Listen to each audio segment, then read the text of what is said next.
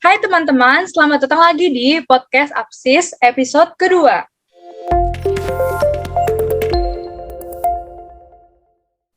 Bilang hai dong, hai. Hai semuanya. Bersama kita Moana, Maru, Olive. Adit, dan Abel. Jadi hari ini kita mau bahas apa sih, Dit? nah jadi nih podcast Absis yang kedua ini bakal sedikit beda nih dari podcast Absis yang pertama. Kali ini kita mau jawab-jawabin pertanyaan yang para mahasiswa baru nih udah kepoin banget. Yes, betul banget. Kita udah ngumpulin nih beberapa pertanyaan menarik yang udah kalian isi di G-Form kemarin. langsung aja kali ya guys. Kita ke pertanyaan pertama. Let's go! Yuk. Nah, jadi ada pertanyaan menarik nih dari Anissa. Kakak asuh itu apa sih? Yuk, siapa yang mau bantu jawab? Oke, boleh deh gue ya bantu jawab. Jadi kakak asuh itu ibaratnya mentor kalian. Tapi kalau mentor itu biasanya nemenin kalian di awal kuliah kan. Nah, kalau kakak asuh itu bakal nemenin dan bantu kalian selama kalian kuliah di Matek. Jadi kakak asuh ini bisa dibilang kayak kakak kalian di Matek gitu. Jadi kalian bisa sharing-sharing apapun sama mereka. Nah, sistemnya nanti bakal dijelasin lebih lanjut ya. Oh iya, kakak asuh ini bisa kalian pilih sendiri juga loh. Misalnya karena sama-sama suka nonton drakor, atau karena sama-sama suka traveling, dan sebagainya. Nah betul banget tuh, rasanya kayak punya kakak kandung sendiri gak sih? Nah, karena udah pada tahu tentang kakak asuh, boleh nih dilanjut ke pertanyaan selanjutnya. Boleh dilanjut, Abel? Yuk, kita lanjut nih. Oke, selanjutnya ada pertanyaan dari Kristi nih. Nah, Kristi itu pengen ikut kepanitiaan nih. Tapi dia tuh nggak pede nih sama cara dia buat ikut wawancara. Nah, dari kita ada nggak nih tips biar dia lebih pede atau hal-hal yang perlu disiapin buat wawancara nanti? Nah, mungkin dari Ibu P atau Saka dulu nih, boleh jawab nih. Siap, Bu PO. Aduh, apaan nih? Ayolah Olive, jangan merendah gitu dong. Aduh, bisa aja sih kalian. Oke. Jadi menurut gue pertama kali kalian tuh harus yakin dulu sama pilihan kalian masing-masing. Jangan sampai daftar kepanitiaan tuh cuman asal daftar aja atau karena teman. Misalnya Adit ngajak Abel, terus Abel kayak mau dong. Padahal Abel tuh nggak tahu apa yang diajak sama Adit itu dia nggak pernah di situ dan nggak berminat di situ kan. Jadi kayak jadi kita harus tahu minat kita di mana dan tahu benefitnya buat diri kita tuh apa. Jadi kan kalau kita tahu tujuan kita tuh apa, otomatis pas lagi wawancara kita jadi pede menjawab pertanyaannya. Nah betul banget, kita juga bisa cari-cari dulu nih Lip, tentang bidangnya yang mau kita pilih. Nah terus kita bisa stalking juga lewat sosmednya. Karena biasanya tuh setiap bidang tuh udah punya sosmed gak sih? Iya gak sih? Yoi. Atau boleh tanya juga ke kating-kating nih. Tanya ke kita juga boleh gak sih? Nah, selain itu juga jangan sampai bentrok nih sama timeline kalian, sama akademis kalian, atau hal-hal yang pengen kalian lakuin. Nah, setuju banget nih gue sama Olive dan Adit. Kalau misalnya udah niat dan persiapan udah matang mah, pedein aja sih. Oke, lanjut kali ya ke pertanyaan selanjutnya. Nah, ngomong-ngomong tentang persiapan wawancara, selanjutnya ada pertanyaan dari Alexander nih. Jadi Alexander nanya, apa aja sih yang harus disiapin buat masuk ke HMD, dan di HMD tuh kita ngapain aja sih? Abel kalian jawab ya. Oke. Abel boleh nih, Abel. Boleh Abel. Menurut gue sih ya, persiapan buat masuk HMD sama kepanitiaan tuh nggak beda jauh lah. Bedanya paling HMD itu kan jangka waktunya panjang kan ya, hampir setahun kita di HMD. Jadi sebelum milih bidang di HMD, kita harus benar-benar tahu tuh bidang itu ngapain dan emang kita benar-benar minat di bidang itu biar kita setahun ke depan ya, biar ngejalaninnya merasa nyaman dan enjoy lah buat ngejalanin segala tugas dan proker-proker yang ada. Nah, buat penjelasan bidang di HMD tuh ada nih di video display acara, guys. Betul banget pernyataan Abel tadi, setuju deh. Kalau misalnya ditanya tuh HMD ngapain aja, yang pasti tuh di situ bisa nambah pengalaman, nambah relasi, have fun, dan yang pastinya kita juga bisa nambah skills kita dalam mengatur waktu, bertanggung jawab, dan soft skill lainnya. Untuk detail ngapain aja itu balik lagi sih kalian pilihnya bidang apa. Iya, bener banget Olive. Nah, nyambung nih sama pertanyaannya Rizky. Pengalaman kepanitiaan dan organisasi itu bakal diperluin banget nggak sih di dunia kerja? Kalau menurut gue sih ya, pastinya bakal diperluin banget dong. Soalnya dengan ikut kepanitiaan dan organisasi, kita tuh bakal bisa dapat banyak banget soft skill yang nggak kita dapetin di kelas. Jiwa kepemimpinan kita juga bisa dilatih dan membiasakan kita bekerja dalam tim. Oh iya nih, ini juga berdasarkan pengalaman pribadi gue banget nih. Nah, lu kalau udah ikut organisasi atau kepanitiaan itu bakal bisa nih ngatur waktu yang lebih baik, bakal tanggung jawab sama pekerjaan. Jadi bakal upgrade lah, sampai sifat-sifat yang dari kita bakal upgrade juga loh. Yoi. Mantep banget sih. Jadi udah kejawab lah ya pertanyaan dari Rizky. Lanjut ya, masih ada nih pertanyaan yang berbau organisasi. Jadi ada pertanyaan dari Salsa nih. Tahun pertama ini, mendingan banyakin organisasi atau kepanitiaan atau lebih fokus ke akademik ya? Yuk, siapa yang mau ngasih tahu pendapat kalian? Boleh dari gue dulu. Menurut gue, balik ke pribadi masing-masing sih ya. Kalau menurut gue sih yang penting balance antara akademis dan non-akademis. Mungkin di tahun pertama ini kan kita belum terlalu padat ya jadwal, sama matkul-matkul juga belum terlalu susah lah. Jadi menurut gue bisa banget diisi sama kepanitiaan atau organisasi. Hitung-itulah buat nambah skills, pengalaman atau relasi. Ditambah lagi tahun pertama itu kan bisa bilang masa pengenalan kita lah terhadap departemen matek dan sisi-sisinya. Jadi bisa banget tuh kita ikut organisasi atau kepanitiaan. Yes, benar banget.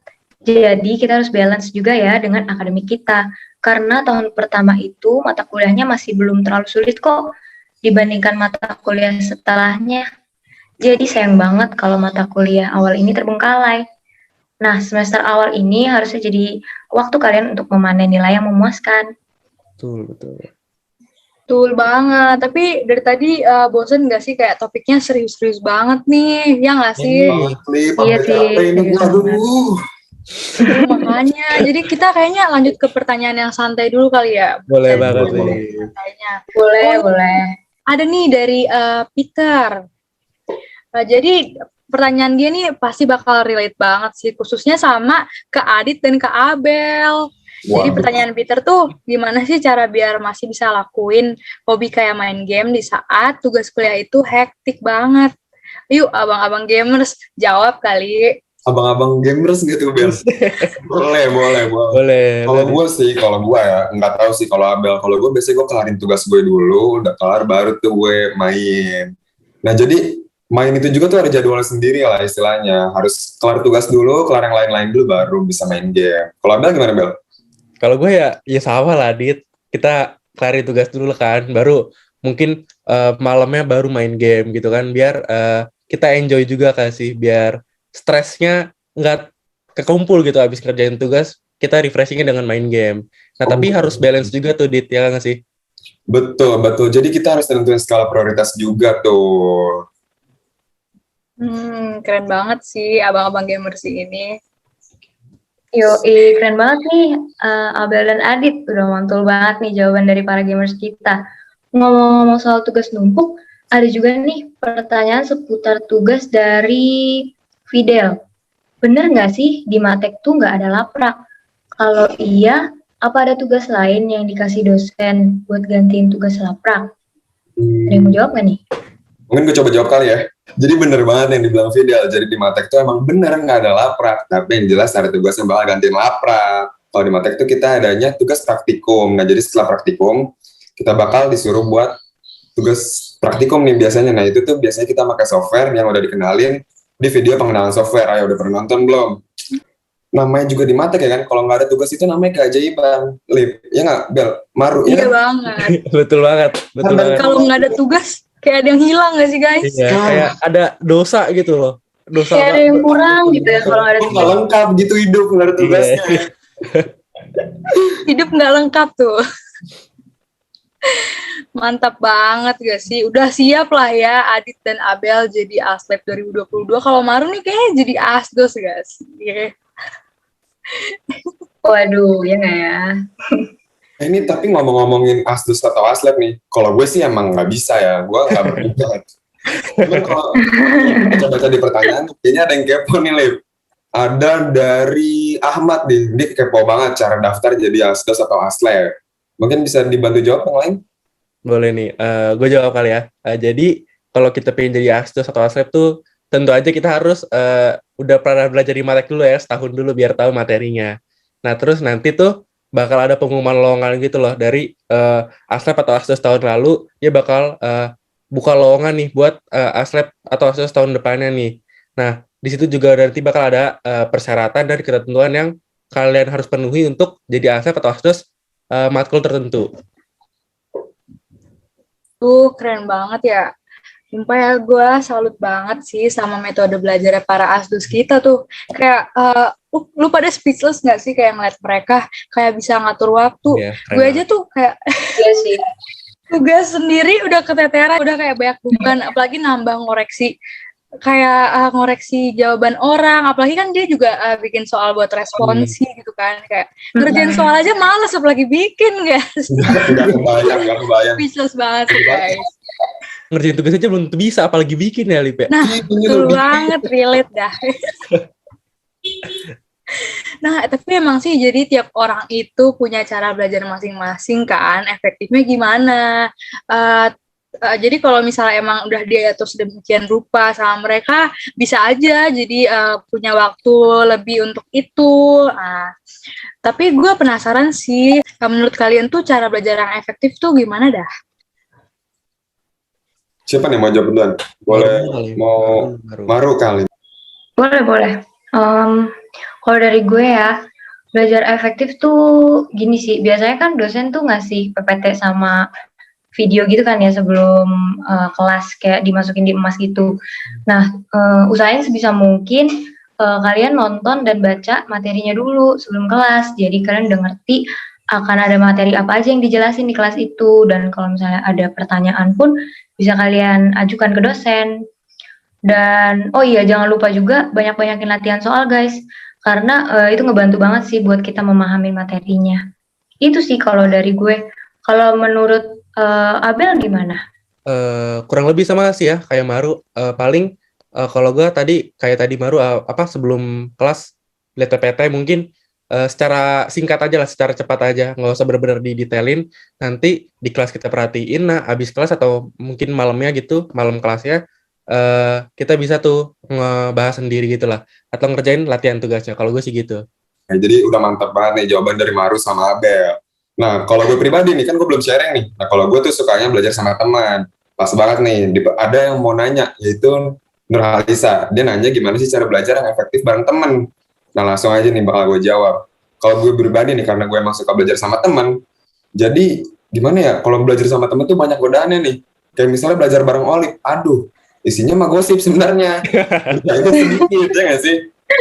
Iya banget. Nah itu tuh harus diantisipasi tuh kalau belajar sama teman. Jadi kita tuh harus set goal. Jadi kita harus ngerjain berapa nomor baru kita ngobrol lagi gitu, Lip, caranya. Bukan cuma gosip doang. Oh gitu. Soalnya gini loh, kayak pasti ada aja yang nge-trigger buat masuk ke topik gitu kan. Jadi kayak terlena kita pada akhirnya kan. Gitu, terus kalau udah ngobrol dikit kayak udah lupa gitu. Nah, tapi itu gara-gara ada matkul analisis nih, kita tuh harus benar-benar tekun sih diskusi nih, kayak benar-benar harus diskusi sama teman, karena kayak bisa tukeran jawaban juga, kayak tukeran pemahaman, karena analisis kan bisa dipahamin sama beberapa logika dari pikir kita gitu kan. Jadi ya kalau kalian udah pada ketemu analisis nih, harus benar-benar siap deh belajar sama teman gitu.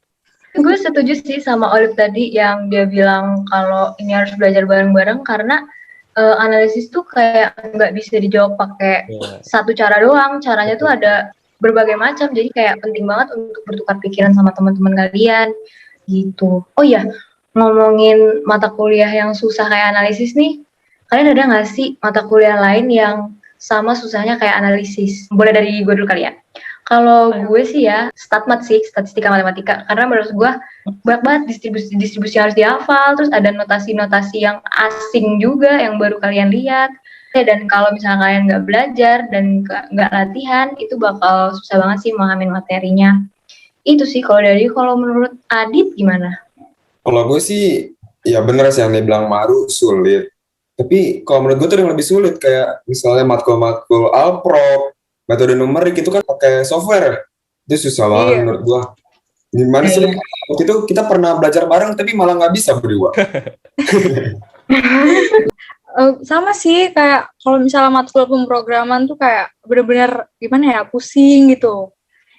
Statmat sih juga, iya sih, tapi sudah berlalu nggak sih, kita nggak bakal ketemu Statmat 2, Dit. Tapi analisis 2. Analisis 2. Kalau Bel apa nih, Bel? Kalau gue sama yang Maru sih, kan gue stat nih. Gue ngadepin Statmat 2, waduh. Nah, iya. Waduh, Ketemu Statmat 1 Statmat 2. aja udah tersiksa, apalagi Statmat 2 ini. Gitu sih. Itu kebetulan banget loh. Tadi gue nge-scroll pas gue nge-scroll pertanyaan tadi, banyak banget yang nanya-nanya tentang Statmat 1, Statmat 2. Astaga. Waduh, udah pada penasaran ya? Nggak pada penasaran apa sama analisis? Duh, jangan penasaran deh, udah. Oke, bener banget tuh. Emang jangan, inilah pokoknya tetap fokus dan cari temen yang sekiranya bisa buat ngajarin dan belajar bareng ya guys. Udahlah, ngapain sih bahas-bahas matkul, kayak ini kan lagi santai-santai gitu. Bisa mikirin matkul dulu nggak sih? Coba tuh sampai tegang nih dari tadi nih. Bahasa analisis sih. Tegang ya, kayak kalau misalnya dipanggil sama dosen tiba-tiba. Aduh. Ya, lanjut yuk, skip Lanjut. matkul. Nah, jadi ini ada pertanyaan seru nih dari namanya Kalisa. Dia nanya tentang kuliah offline. Padahal kita angkatan corona gitu kan. Jadi di kampus tuh pas offline tuh kayak gimana sih? Terus sebelum mulai kelas atau setelah selesai kelas itu suasananya gimana deh? Gue jawab deh.